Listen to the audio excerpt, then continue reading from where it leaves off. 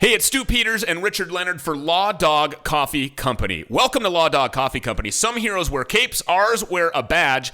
Every single purchase you make goes to support law enforcement. So if you love the cops, if you support law enforcement, if you don't agree with defunding the police, if you want to make sure that they have good equipment, if you want to take care of law enforcement families, this is the only coffee that you want to drink. And not only that, their purpose is great, but the coffee is even better. You can sign up online very easily for freshly roasted specialty coffee to your door. You can choose weekly, bi-weekly, or monthly deliveries. Gifts and apparel also available. Law Dog Coffee Company, located at lawdogcoffee.com. Lawdogcoffee.com. That's lawdogcoffee.com. Use the promo code PCRadio for 10% off every purchase.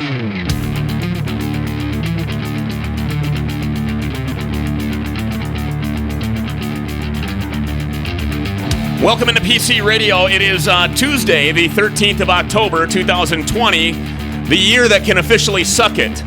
Judge Barrett confirmation hearings continue today as day 2 wrapped up this morning. Day 1, Kamala Harris electing to attend virtually, no surprise, which obviously didn't change today either, reading her teleprompter-prepared hateful speech designed to strike fear into Americans regarding the Affordable Care Act, and how it's the narrative now of the liberal radical left that this court, should ACB be appointed, will somehow strike down Obamacare. They know they can't stop the predicted nomination of ACB to the Supreme Court, so they're using these hearings essentially as campaign speeches. They're filibustering, they're grandstanding. Democrats know they can't go after Judge Barrett's record because it's impeccable. So they're shamelessly attacking her religion and actually calling her a racist now, Richard, for adopting 2 black children.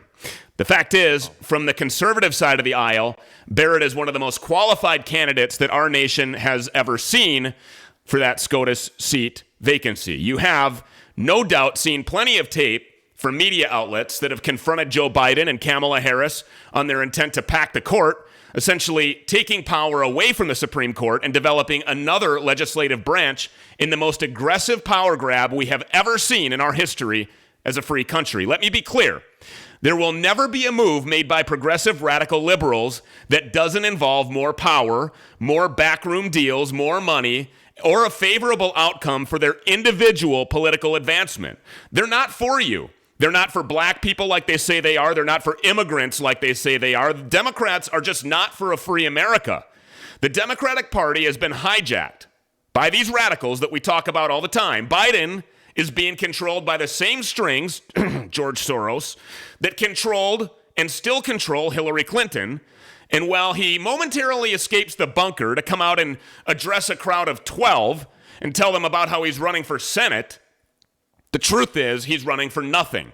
He stands for nothing.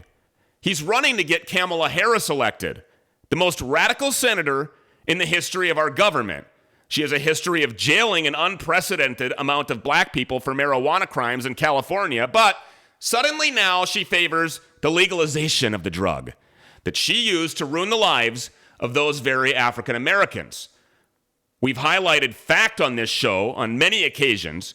The Relentless Truth Seeker Squad, Richard, depends on shows like this to point out blatantly obvious circumstance rather than just regurgitating political talking points that echo other conservative talk show hosts in the same way that they expect for us to honestly expose the lies of the mainstream media that fervently attack the president. They call him a bigot, a racist, a sexist, a misogynist, a super spreader.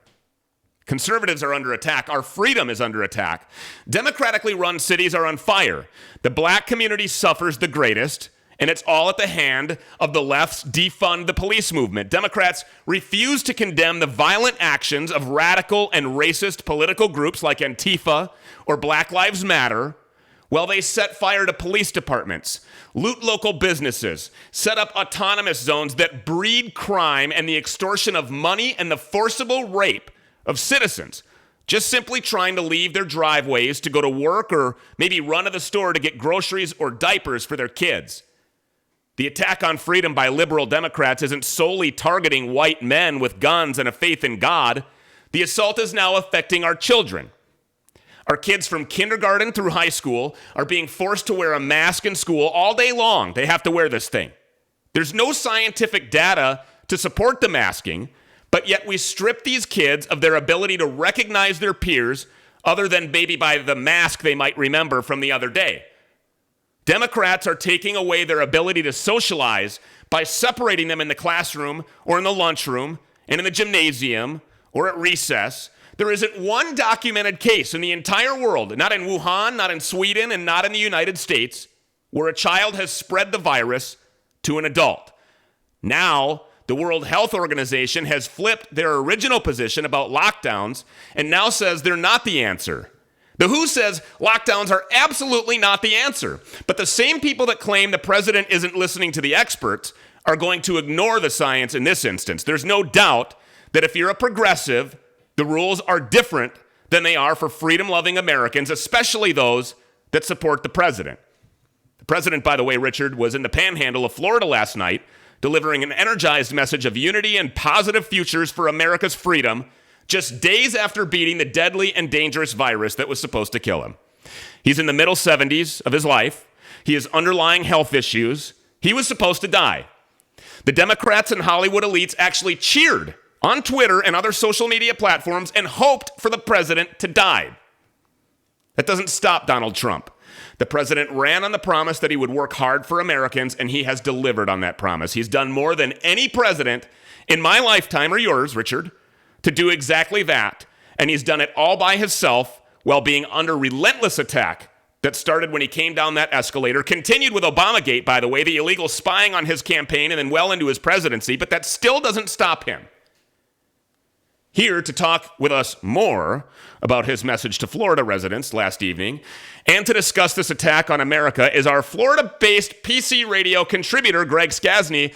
Greg, welcome to PC Radio. Good afternoon. What did you take away from the president's speech last night? Oh, thank you, Stu, for having me. Man, I got the chills when you were just talking. Everything you said is so right on. You know, it was great to see President Trump back in the state of Florida. We love when he comes here. You know, he got on stage. You know, he showed that he's doing well. I'm sure it really drove the left nuts that he tested negative twice now for the coronavirus. They're all like, oh, it's going to be, like you said, a super spreader event. But, you know, it was great to see him up there doing his thing. You know, obviously Biden didn't want to have the debate. You know, he wanted to do this virtual cop-out baloney. It's just great to see him out. It's great to see the massive attendance he gets, you know, hearing him, hearing his voice of hope against COVID and all the positive things he's done for the country, which, you know, is kind of the rallying cry behind all his rallies. It's just good to see him out. And, you know, again, like you said, this virus was supposed to kill him. You know, he's in his early 70s. He's overweight. He doesn't eat very healthy.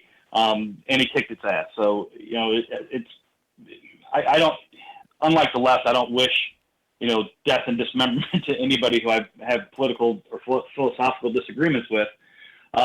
But it was good to see him out there. It was good to see him praise Governor DeSantis and his efforts. You know, Governor DeSantis was on Life, Liberty, and the Vin the other night, talking about the good things that Florida's doing, and all the other, you know, the super spreader crap that's going on. I just read an article yesterday, I don't know if you saw it, but since they opened Disney World, you know, 3 months ago, there's been, of the 8,000 union workers there's been 0 cases of them getting COVID from Disney World. Mm-hmm. When, you know, the liberals come out and said, oh, you know, it's going to be a massive thing and people are going to get it. There's been 0. Right. So it's good to see him out there. You know, Biden had a bad day yesterday. He did. Yes. He's been having a bad run of it. You know, we just had this in Miami, the Latinos for Trump. You know, 30,000 cars. It's a great event. You know, It was televised, and I think Biden's parade had like 12 cars. And you know, the thing that I don't think, you know, the left realizes when it comes to the Latino vote and the Cuban vote, the Cuban American vote. I have neighbors next to me here that are immigrants from Cuba. You know, they're older. You know, they escaped Castro. They escaped socialism. They know what it's about. They have huge Trump flags flying. These people escape these regimes. They know what socialism looks like. They know what communism looks like. They know what it does to families. They know what it does to businesses and how corrupt they are, and they want no part of it.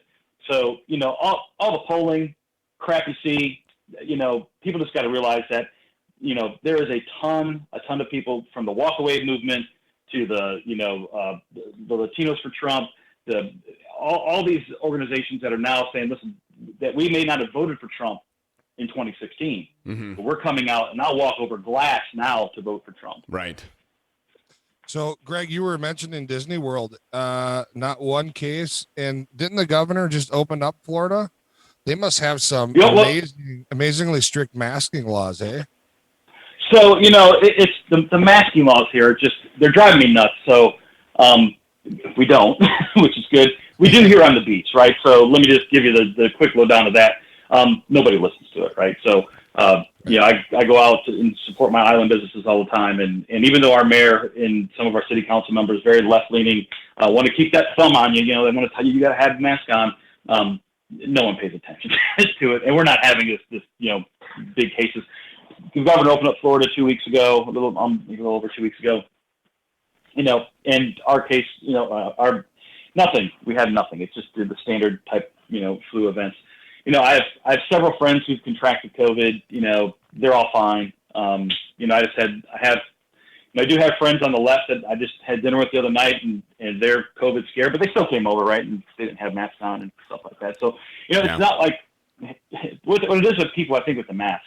Richard has his mother-in-law apparently has COVID for the second time now, which I don't know how that happens, if this is an intelligent virus or what. The science is behind that. I'm not going to opine on that because I'm not a scientist, I'm not a doctor, and I'm going to leave that to the professionals, much like the president has done. But she exhibited all of the underlying health conditions and pre-existing conditions that were absolutely supposed to take her down. She was actually within hours of the family making the most horrific decision that a family ever has to make when they're losing a loved one, which is to remove her from life support and from breathing tubes. They didn't do that. Miraculously, she beat that thing. And she absolutely is the quintessential example of the person that is not supposed to make it. And so I just wanted to touch on that. And I just want you to know, Richard, and I would like her and her family to know as well, and your whole family, that we have her in our prayers every single day. We're pulling for her. She's a real trooper. Greg, you touched briefly on the polls. That, it now shows that, well, first of all, Florida is a battleground state. It's a swing state. And, Trump won Florida last time 4 years ago. And it seems that now, even conservative pundits are talking about how this really looks like a Biden landslide. When you look at the polls all over the place, it looks like it's hopeless for the president, just over 20 days away from the general election, at which point we'll get into this also, but we won't know who the president will be, obviously, on November 3rd. But, when you look at the crowds that Trump is drawing, and when the cameras actually do, from the fake news media, swing out and show the crowd that goes all the way back into those hangars out there at the airport where he's delivering his positive message for America, the photos and the evidence suggest something completely different than what the polls do. So is this basically, 2016 2.0 as far as the polls are concerned, just another yet exaggerated nonsense, complete lie about what's happening with the polls, or is the president really in trouble? My personal opinion, this is 2016 2.0, obviously. There's no way the mainstream media, if you even just do a Google search, like on Trump Sanford rally yesterday, and look at the type of headlines you see from the MSN. You can't find something that it was a great rally. It's all negative. It's all, there is no social distancing. There's no mask. It's like all the same BS over and over again. There is no, I've never been polled. And I'm a voter, not a likely voter, right? So, my wife's never been polled. I don't know anybody who's actually ever been polled, to be honest with you. So, yeah, and it's just the mainstream media is never going to give Trump a micrometer. They're just not, and he knows that. He knows where he does his best work, is why he gets out and has to do these rallies. Because the American people, there's a swell of support for Trump, and it's because, not only because he's a great president. I did a show with Ed Ryan last Friday with a guy who was he's a Lincoln Republican, if you heard this kind of crap, which are basically liberals trying to masquerade as Republicans to try to get swing Republicans to vote for Joe Biden. I don't care if you call yourself a Republican. There's absolutely no way you could ever vote for Joe Biden. I thought I was going to have a good debate with this guy, and why he wouldn't vote for Trump, and he had no substance. There's nothing he could say with any data of why he wouldn't vote for Trump. It's just I don't like the guy. Yeah. So you're never going to convince that block of voters who just don't look at results, who don't look at the accomplishments, who don't look at he's one of his things is I didn't benefit from Donald Trump. I'm like, you're retired. Yes, I'm retired. Well, guess what? Your retirement investments went up, bigger than any Republican governor, any Republican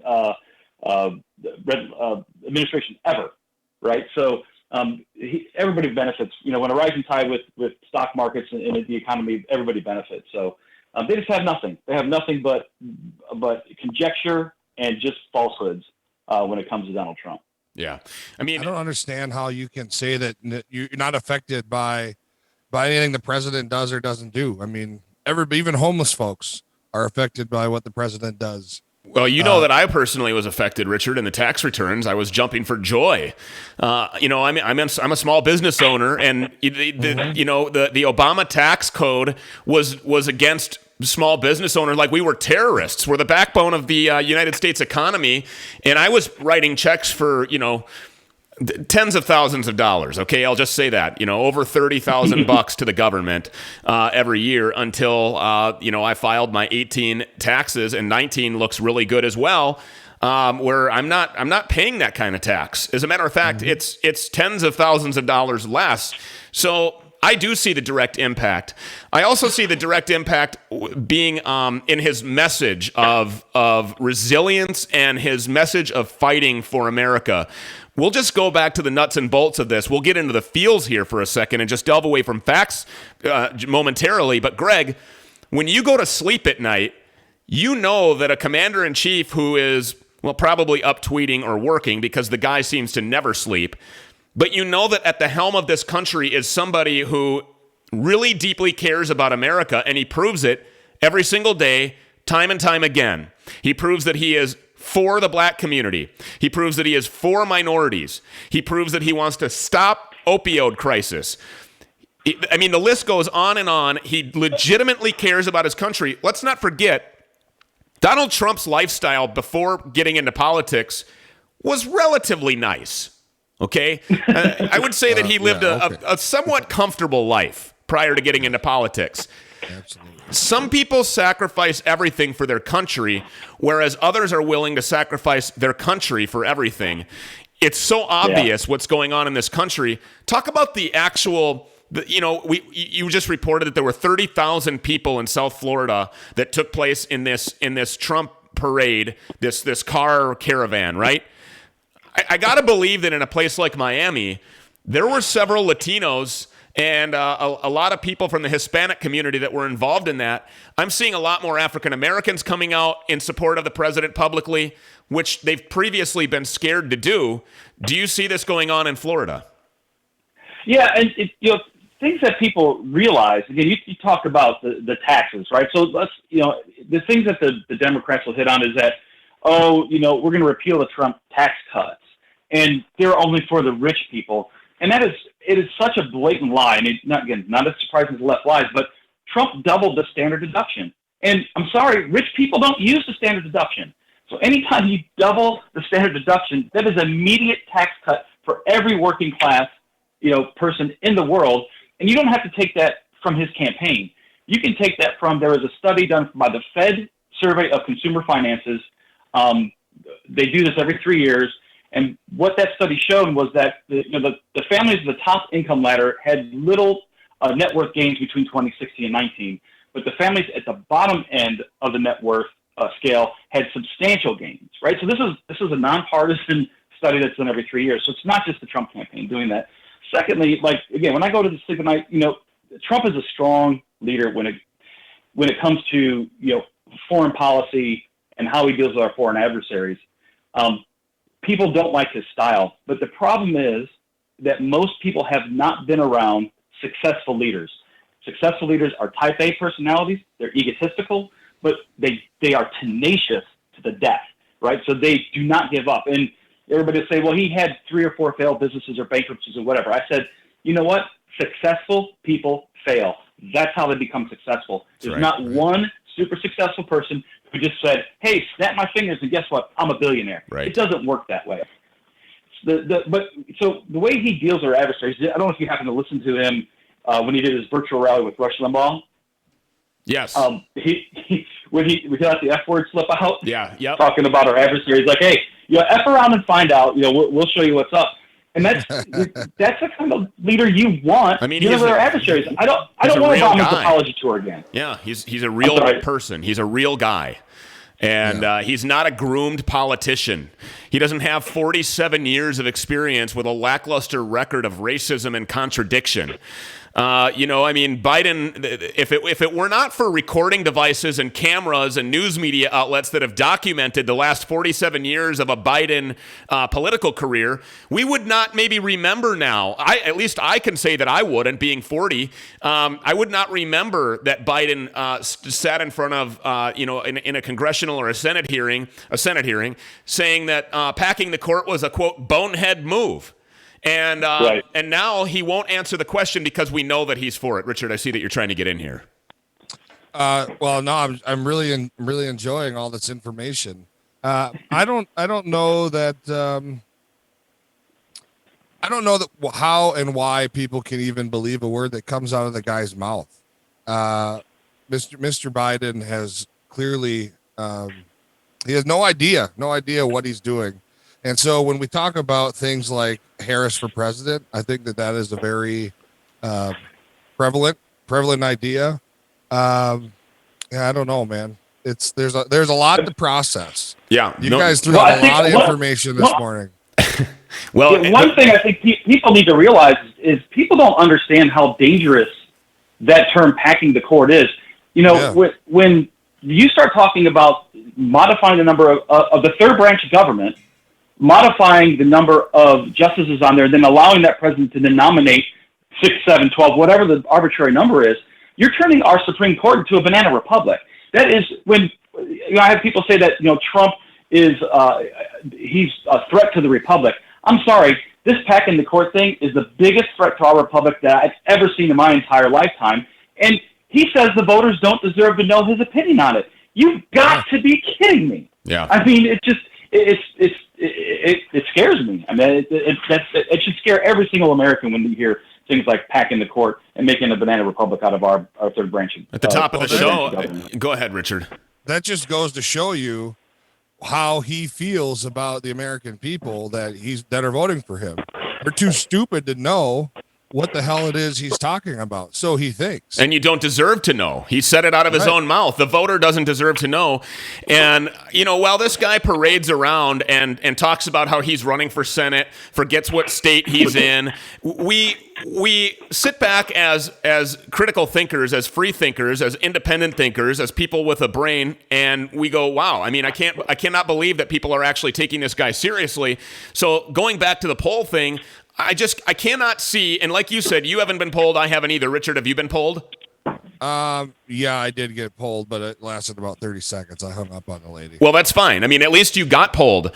And, so I see Trump taking Minnesota. I see Trump he won Minnesota, lost it by just such a fraction of a margin during the 2016 campaign election results. The same thing with Florida, but he won it. And I don't know. Michigan, New York, California, he'll obviously never get. I don't think it's going to be a Reagan-esque type landslide because I don't think that he'll get New York or California. But I mean, look, I don't remember. Let's just go back to the facts, to the physical evidence that we see here, because, relentless truth seekers, they have to look at facts. And Richard, you and I look at evidence all day long to do our job. We follow a breadcrumb trail, and that takes us to the same place at the same time as somebody who's running and actively trying to hide. So evidence is very important. When you look at the physical evidence of what's going on here, in 2016, when the president won, I don't remember there being massive boat parades.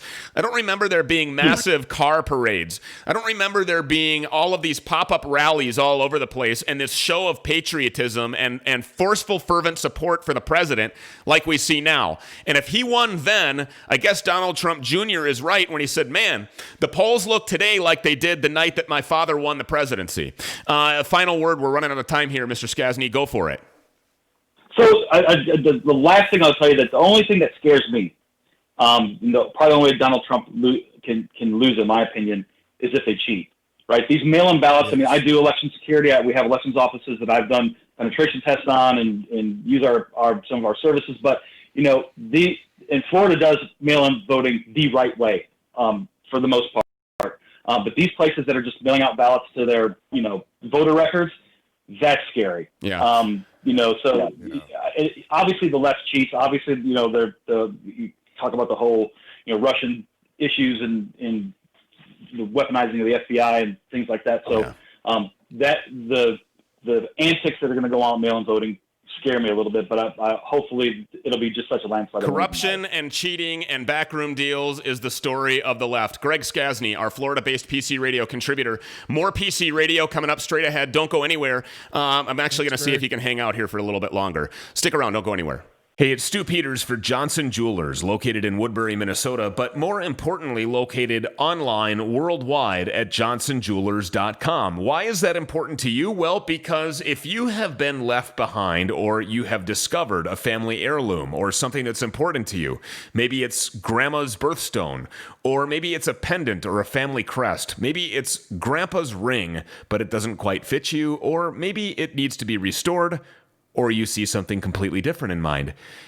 Why shove that thing in a safety deposit box? Why put it aside or put it in a shadow box or just break it out every once in a while to show the grandkids? Instead, you could wear that with a custom piece of jewelry designed for you, specifically by johnsonjewelers.com. A quick visit to the website, a couple of emails exchanged, and maybe a few phone calls, and you will have that custom piece of jewelry that means something for you. Visit them online, worldwide, johnsonjewelers.com, johnsonjewelers.com. That's johnsonjewelers.com. Prop 25 ends our right to put up bail for anyone, even though they may have been racially profiled. Prop 25 replaces bail with computer algorithms. Academic studies show that these algorithms are biased. Some call them black boxes. And Prop 25's new bureaucracy delays justice for innocent people stuck in jail. The NAACP asks you to vote no on Proposition 25. Hey, it's Stu Peters and Richard Leonard for Law Dog Coffee Company. Welcome to Law Dog Coffee Company. Some heroes wear capes, ours wear a badge.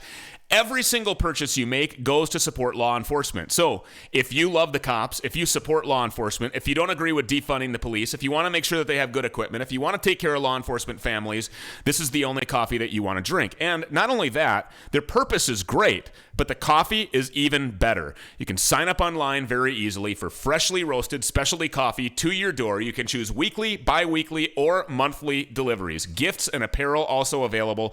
Law Dog Coffee Company, located at lawdogcoffee.com, lawdogcoffee.com. That's lawdogcoffee.com. Use the promo code PCRadio for 10% off every purchase. Broadcasting live on the OpsLens app, iHeartRadio, Mojo 50 Radio, and online worldwide at thepcradioshow.com. Welcome back to PC Radio on this 13th day of October 2020. Richard, it is a Tuesday afternoon, day 2 wrapped up today of the SCOTUS hearings for Amy Coney Barrett, quite possibly the most qualified conservative, I guess, in the country to fill that vacated seat. We talked a little bit about Democrats and how there's this outward war against conservatives, against the cops with defund the police. They want to, they basically support crime the way that, look in Minneapolis, the autonomous zone still set up down there in Minneapolis, an area that breeds crime and breeds hate and breeds rape and looting and assaults on individuals, just normal, everyday, law-abiding citizens that are forced to pay money to leave their alleyway or their driveway to go to the store. And this is done at the hands of Black Lives Matter, which is an organization. This is not a saying, okay? This is not an ideal anymore. This is because the idea that Black Lives Matter is an obvious hyperbole, I guess you could say. You and I agree that Black Lives Matter. We're never going to be in disagreement about that. If somebody walks up to you, Richard, and says Black Lives Matter, your answer obviously is, well, of course they do. Yeah. But the political group is a complete violent racist group. There's no denying that. They set fires, they hold people hostage, they extort people. And Scasny down in Florida, and thank you, by the way, Greg, for sticking around with us for the second half. Oh, no problem. Our Florida-based PC Radio contributor. A lot going on in Florida, and I thought today was very important to talk to you because, first of all, I love Florida. I spend as much time in Florida as I can. I lived in Florida for 8 years. Arguably, I mean, other than my wife and kids, the best 8 years that I've ever spent in my life. And shout out to everybody down in Florida who I know and love. And by the way, you mentioned Ed Ryan in the first half. For those of you who don't know who Ed Ryan is, check him out on Facebook. Beach Talk Radio. Great show down there. They broadcast live on Saturdays from Fort Myers Beach. There's now also Beach Talk News going on. I mean, he's really growing, and Ed Ryan doing a fantastic job of delivering news. And I think he hosts real good, guests down there, opposing views, and tries to, you described that you were on the show just the other day with somebody who had an opposing view. And so I like what Ed is doing, and big shout out to Beach Talk Radio and Kim and the people down at Pete's Timeout for hosting him. Great place, all kinds of great stuff down there in Times Square. And if you haven't been to Fort Myers Beach, my thing is get there. We by accident fell in love with Fort Myers Beach. For the entire 8 years that I lived in Florida, Greg, I never went to Fort Myers Beach, not once. Oh, that's a shame, Yeah. Yeah, Ed's doing good things. I'm sorry if you're going to make his head swell giving him so many kudos like that. But, yeah, the beach is great. It's kind of a last fashion of, I want to say old Florida, but it's very quaint. It's very keysy, laid back. It's an island life, So we have a 6.5 mile island. It's great, and if we can get rid of some of these goofy rules with our county, I think we can get back to some normalcy here. I want to talk about this real quick. I was sent an email of a Facebook post that was talking about an article in the Star Tribune. And Greg, you're not familiar with the Star Tribune. That is the liberal rag here in the Twin Cities metropolitan area that calls themselves a news source. They used to be news. When Walter Cronkite was around, they used to be news. But as you know, the media is all controlled by the same 6 big corporations that are funded by George Soros. And this is they're all part of the scheme. This article was in the Star Tribune on Sunday. It's the Minnesota Teacher of the Year wearing a BLM mask while reading to her 4th grade class. I have a picture of this I'm going to put on the screen for the people who are actually viewing us on the Opslens app or on social media. She teaches in School District 196, which includes cities like Apple Valley, Rosemount, Burnsville, and Lakeville. There is now outrage about this, and rightfully so. BLM is a political statement which represents the destruction of the nuclear family, and they have ties to NAMBLA, North American Man-Boy Love Association.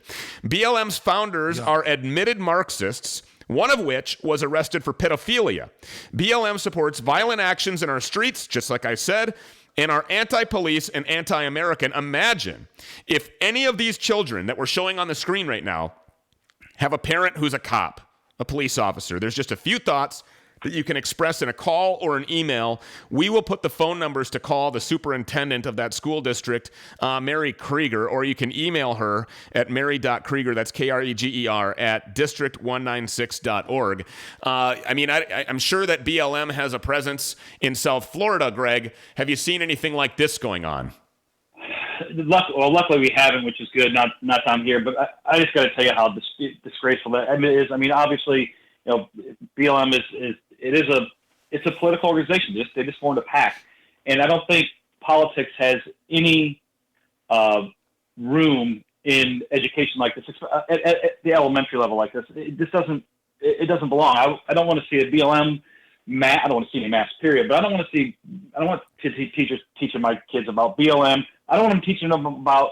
I wouldn't want to see a Trump mask in there. I wouldn't want to see anything political. Kids are there to learn. These are 4th graders. That's right. Political ideology, sexual ideology, all that kind of stuff is just not the place for that classroom. Let them learn math. Let them learn science. Let them learn, English and the things you're supposed to learn. There's plenty of time for politics when they get a little bit older. This is on a level of almost indoctrination. Yes, absolutely. Well, listen, if our kids cannot say the Pledge of Allegiance in school, there's no business having any political crap in the classroom at all. Yeah, the Pledge of Allegiance, the pledge has been taken away from way more than just schools. I mean, look at the Democratic hearings, and look at the Democratic National Convention. They took it away from there as well. And now this woman right here, I mean, if she's willing to wear the mask, Greg, and sit in front of fourth graders, that there's been a question by the fourth graders about the mask. She wore it to make a statement and to bring attention to herself and to her cause. So that she's obviously been asked about this by her students. And when she's asked, the scary thing is not the picture. The scary thing would be the picture that she might be creating for the students who are, by the way, at the fourth grade level, some of the most impressionable young minds and ears that exist on planet Earth. Well, just look at that picture. Look at that picture of those kids sitting there staring at her. Yeah. Do you think that they're really concerned about whatever it is, that book she's reading, or are they looking at her mask, and going, well, this is what they're learning. It's disgusting. And she was now voted Teacher of the Year in the state of Minnesota. Yeah, Minnesota Teacher of the Year. Isn't that unbelievable? It is. It's disgusting is what it is. I mean, just to be brutally honest about it. I mean, this revisionist history that these people go through, and like, I don't understand, kids, especially kids at that age, kids at my son, and my son is in first grade, they don't see color. They just see kids. And the only reason they learn that stuff is either they have bigoted parents or they learn from bigoted teachers like this. And, it's a shame that they're going to allow this to happen.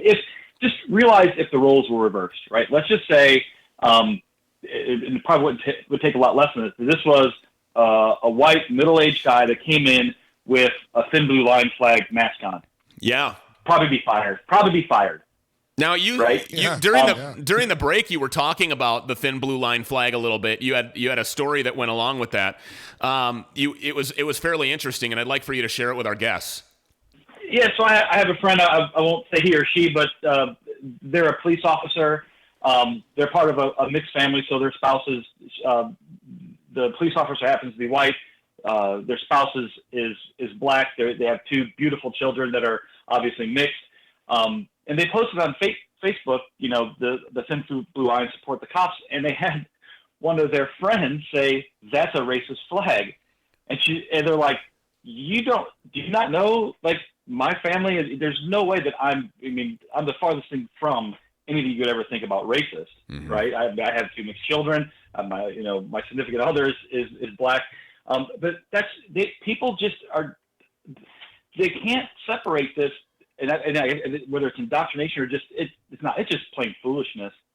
They think that all cops are racist. Period. I know. The people who think like that, it's just the way it is. It doesn't matter what color the cop is; they're all just racist, and they're just not good.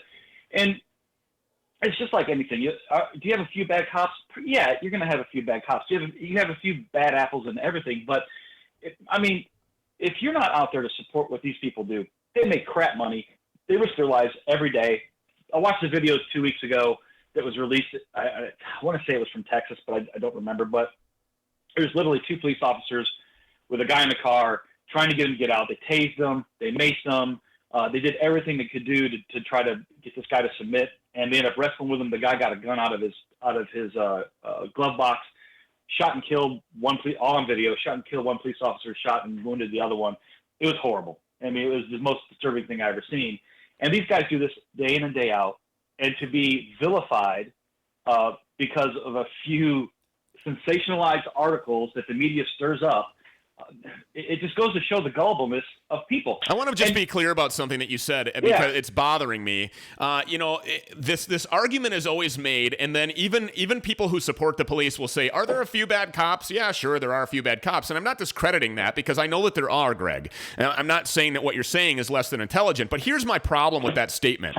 My problem with that statement is the fact that, there's bad people in every profession, right? That's what a lot of people always say. Well, there's bad people in there's bad Domino's delivery drivers, there's bad auto mechanics, there's bad, this or that. None of them. There is no profession in the world that goes through more excruciating background checks, psychological evaluations, polygraph examinations. These backgrounders go to every city that they've ever lived in, every job that they've ever worked. They talk to first grade teachers, they talk to neighbors, they talk to associates, possible associates, known associates, relatives, all of those things. There are not a whole lot of bad apples in the law enforcement community that are just able to slide through that. And so Sure. I want that narrative to go away, because you cannot compare the occupation of a police officer to the occupation of anywhere else where there are bad apples, because there are a lot more of them elsewhere than there are in the law enforcement community. And through these psychological evaluations and through these interview process and through the actual physical background of, the dissection of their social media accounts and their Twitter, and going all the way back to day one on these the openings of these accounts, and you can't hide from the deletion of the account or the content, because it's all there. And once it's on the internet, it's forever. It's there forever. And so there's no way that there's this systemic racism within that field. Those people are weeded out right away at the gates before they ever even get an interview before a citizen panel. Okay, so I want to stop talking about that. I want to stop saying that, well, there's bad people in every... We're not going to compare law enforcement to any other profession any longer on this program, because here's why. We honor our police. We honor our cops. We thank them every day for doing the job that they do, and we know what they've sacrificed to do that and what they believe in and the reason why they're there, and 99.9% of the roughly 1 million people that honor that badge and that blue uniform, or in some cases brown, I guess, if you know, whatever, those people are there for the right reasons, and they're doing it. Listen, they had to pay an exponential amount of money to go to, at least here in the state of Minnesota, to go to school to get their degree, and then go to skills training, and then become post-certified, and then become eligible to be licensed, and then go through the rigorous interviewing and backgrounding process, and then go through an academy, and then go through FTL phases, and then be on the street. It takes years of dedicated persistence in order to gain that position, and to insult them by comparing them to other professions. I'm just not going to tolerate it on this show anymore. And I'm not coming at you, Greg. I'm not, because No, you're fine. You're fine. I totally get what you're saying. I mean, I've said it 100 times. I guess. So yeah, my point would be that even with all those, I mean, Hillary Clinton had all those background investigations too, right? She had a top secret SCI clearance. So, but what I'm getting at is that in what people tend to forget, and this is more liberal lawmakers and people who are more left thinking anyways, they think that just because one person does something wrong, we need to make a rule that governs everybody, instead of punishing and going after the individual that I can get with who does something wrong, right? So and that's what I get about it. That's kind of what I was getting at with that, is that, great that you had someone who a cop did something wrong, but then you deal with that. It's not, let's defund the police, right? They take this movement from we have this action on tape because everybody has a phone and a camera. We take this action and we're going to creatively edit this, and then we're going to put it out. We're going to give it tons of clicks and tons of likes. It's going to be a huge story. And then people who have no common sense whatsoever take that as the word, and now all cops are bad, right? Yeah. So it's the same people who are wearing masks in the car by themselves, right? The people walking down the road with a mask on their face. It's the same level of like, are you really that stupid? And there really are people, and there's a lot of them. I see every fourth car has a guy or a girl in the car with a mask on by themselves. So when you see people who are doing that level of stuff, and you wonder why this kind of stuff happens, I don't know, it doesn't give me a whole lot of faith in how people think. But hopefully, we get 4 more years of Trump, and we can continue the narrative of keeping America great. Yes. Well, I think part of the problem is when we talk about the cops, the way that some do, is that Stu, you're right. The years and the money spent to go to school and training and all this, and then the rigorous journey you have to take in order to get out on the street and be a police officer. I think what people tend to forget or overlook is the way in which these men and women are treated by the general public, the already negative persona that they have, the things that they go through, the horrific things they see, the abuse that they take. After time, that does something to somebody. Yeah, It right. sure so does. I think that people get into a mindset, especially police officers, that I'm just not going to take this shit anymore. Yeah, I didn't mean to interrupt, but you have to think about, just think about what's happening now with, people are just going up and just a month ago, just walk up to the police car and start shooting, right? No interaction, just start shooting. Right. How does that not weigh on you? I when I was talking to my police friend and they were talking about, I had to do a chase. I'm like, you're chasing people? I'm like, literally, that would just scare me. It's got to be brutally honest about it, because you just don't know what people's motivations are now. No. Yes, and then all this stuff happens all over the country. These things are happening everywhere. And now these men and women are going to work, which I praise them for even going to work. It's still at this point. And then they're supposed to be angels sitting on a cloud and just letting whatever happens happen without reacting, and then just being assaulted. If we're in the south side of Chicago, right, and let's say that we're all black folks, right, and we're in the south side of Chicago, and we're standing on the corner, and somebody just walks by or drives by and shoots Stu right in the face, and then we go and find this person who pulled the trigger and don't say nothing to him and just walk up and shoot him back to get revenge. Well, that's street justice. It just is the way it is. Yeah. But then when police officers are right, doing their job, and they're right, and somebody gets hurt or killed, God forbid, or whatever, now we need to string them up, hang them from the square, ostracize their whole family, their kids, and all that shit. It's complete bullshit, and it's very tiresome. Yeah, and people that don't go through any training, both of you pointed out really good facts. The notion that when million cops are indicted for the actions of one. But what you're articulating, Richard, and what I agree with, is even when they're not wrong.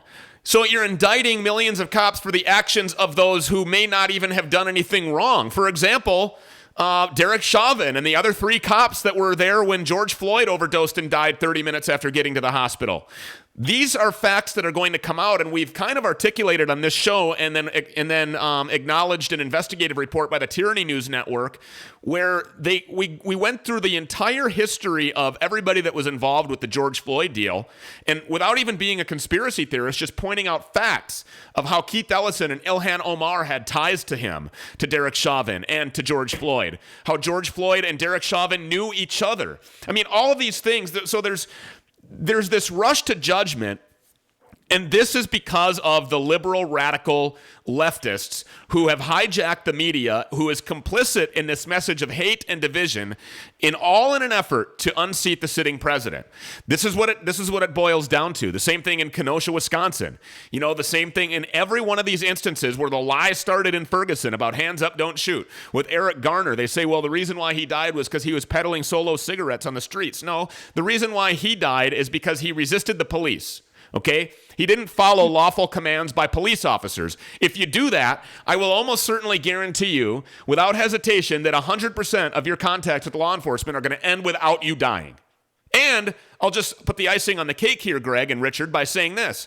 I'm a white guy. I'm as white as they come. Look at me. I'm as white as they come. I guarantee you that I could make a cop shoot me in about 2 seconds flat. And he's not going to care what color I am. You better believe it. Well, let me ask you a question, guys, both of you. Can we all agree that the members of our military are brave men and women? Of course. Okay. So then by the logic of all these assholes around, people like Bo Bergdahl, that big effing pussy, we all should be big pussies then, right? Anybody that puts on a military uniform is just a big sissy. Yeah. If by the same logic that we're holding the police, it's just ridiculous. It's so stupid. And now I'm all fired up. That vein is poking, and son of a bitch. So you would be asking, hold on a second, Greg, because I just got to clarify here. Richard, are you asking us to apply the same standards unilaterally, or not just unilaterally, all the way around to everybody? So wait. Well, yeah. So wait a minute. Cops being held to the same standards as a criminal, and a criminal being held to the same standard. Wait a minute. Liberal Democrats holding the same standards for themselves as they do for conservatives? Is that what I just want to make sure that I'm intern boy, did we record that where he said that? Okay, good. I think the answer is yes. I'm kind of confused because there was a lot of stuff there, but yes, absolutely. All right. Greg, to that you say what? I'm sorry. I didn't mean to interrupt. He had me laughing, so I had to mute for a second because I was laughing. Yeah, it's laughable. It is laughable. Well, I think what you said is what made me kind of chuckle is that it's the whole thing to unseat the president, and I think that it's the culmination of all that, right? So things were going very, very well until COVID hit, right, for Donald Trump, and they kept saying over and over, the only way that someone can beat Trump is if the economy goes into the shitter. And then COVID came, and I think that they saw opportunity, right? I really do. So with the George Floyd stuff going on, that was just another opportunity to sow chaos. States like ours are open. Florida's open for business, but none, like Governor Whitmer in Michigan, still clawing to every way she can to keep things closed down. It's all these, again, very left, very liberal, Democrat-run cities and towns and states that just aren't opening up. They're not, they're trying to keep everything suppressed. And I 100% agree. It's an effort to not get Donald Trump reelected again. And to politicize freedoms like that drives me insane. People should be rising up and going, listen, it's done. COVID's over, right? We smashed the curve. Hospitals did get used. It's time to get our asses back to work. And they're just being, crushed by their local governments. It's a shame. Right on time is Governor Cuomo in New York.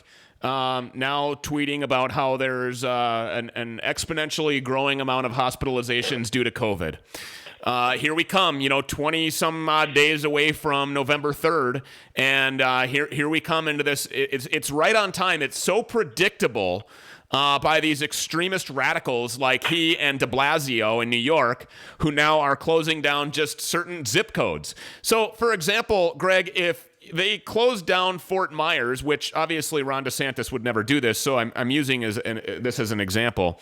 But if a governor were to shut down just Fort Myers Beach and then maybe just Cocoa Beach, because of what I would speculate is because Fort Myers Beach and Cocoa Beach would be then, I would suggest would be more conservative leaning zip codes, which is why I think they're selectively shutting down zip codes in New York. But I digress. Wouldn't you just go to another zip code? I mean, to conduct your business? Right? So that's exactly what happened here when, the Miami-Dade didn't open their beaches and, they hesitated to open our beaches, but it was, people were just yelling and screaming because the county opened their beaches. And we had lots of people from Miami-Dade County coming here into Lee County to visit our beaches. Was it a super spreader event? No one's catching COVID on the goddamn beach, right? But when you got people, I was criticized before going on the show I did on Friday because I compared the beginnings of what Germany did during the Holocaust. Now I'm talking about, they didn't come out and start slaughtering Jews right away, but the propaganda they used to make people fear Jewish people and what they did and that they were dirty and all that kind of stuff. That's the same type of propaganda they're doing against people who, again, the maskers versus the unmaskers. And now, if you look at the neighborhoods in the synagogues in New York that they're targeting because it was the Jewish holiday, they're out celebrating, do what they want to do. There are other neighborhoods right around there that had similar case rates, right, as those, but they were targeting those people. It's scary, scary stuff. Again, I'm not trying to get to say that the horrors of the Holocaust are the same things are happening here. You're a fearmonger. But come on, this is the same tactics when they're telling you to wear a mask and they're telling you to fear your other fellow human beings because they're not wearing one. And, oh my God, he could be spreading it. And it's just psychologically damaging to people, and it's psychologically damaging to our kids. That picture you had up with all those kids sitting in there, with the mask on. I mean, Jesus, half of them happened on wrong. It's damaging all around, and the left just thrives on that. It's mind blowing to me. I don't understand it. Well, sometimes I think that they need to take words out of our national anthem. I think they need to take Land of the Free out. We're certainly home of the brave, But sometimes I question how free we really are still. I think there is a majority of Americans who are willing to stand up for freedom. I'm seeing it more and more. Here I don't wear a mask. I just don't. And I go into places. I go into the Publix. Publix is a grocery chain here in Florida. Pretty awesome. Yeah. We have one on the island. They say, hey, you're required to wear a mask. I don't wear a mask. And I go into Home Depot. I'm not wearing a mask. Now, am I going to be one of those guys who causes a scene? Absolutely not. If you tell me that you don't want my business and I have to leave because I'm not wearing a mask on, I'll gladly put my items down and go shop somewhere else. Greg, do you ever not wear one? Do any employees at that Publix on Estero ever say anything to you? No, and I'm very pleasant. I always smile. I think people need to see smiles. I think they miss that. Yeah. Well, I think that's just people want to see that interaction, and I'm always very pleasant. And what I'm noticing though is that more people that see that. I think there's a lot of people that don't want to wear the mask, but they don't want to be confronted about it. Mm-hmm. So when they see other people in the store that don't have it on, they're like, well, why the hell am I wearing this thing? I really don't want to wear it either. And that guy's not wearing one. So, I'm going to, take mine off too. And it happened to me yesterday. I went to Publix to get some wine. There's a guy who walked in, and when I was walking out, he had one of those face gaiters things on. He saw me, and he pulled his off, And I think that'll start happening more and more. And people will see the masks just don't, again, they're not helping the way people think they're helping. So. Coming back more often is Greg Scasny. I'm just going to go there, Richard. He's our Florida-based PC Radio contributor. He's also a cybersecurity professional, a CTO, very successful person, and we always enjoy having you. Can't wait to have you on again next time. Thanks a lot, Greg, for being here.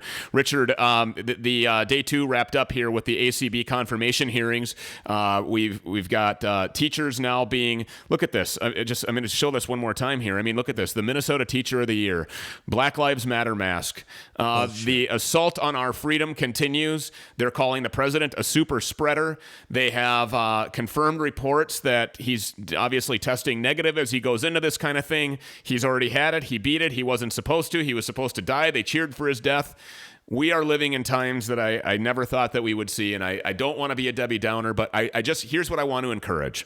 I want to encourage all of you relentless truth seekers, the squad. Okay, we have a squad of our own, the Relentless Truth Seekers squad, and we are a lot bigger and a lot better than the squad that contains people like Rashida Tlaib and Ilhan Omar. I want to encourage you to keep on looking for that truth. Richard, your final words on this Tuesday afternoon. I agree with Mr. Scasny. Scasny. Folks need to see more smiles, so be there you go. Today. I like it. Smile at somebody. Until tomorrow at 4 o'clock, here's what's up to it, here's what's down to it, here's to any way you can get to it, here's to those that don't do it, may they be dragged to it, tied to it, or forced to it, and there goes our music. Bye. Their mamas always told them they'd never amount to anything. You know what? I am going to ground you for 3 months. Yeah, they were right. Why doesn't anybody ever listen? Stuart and Richard, PC Radio is on.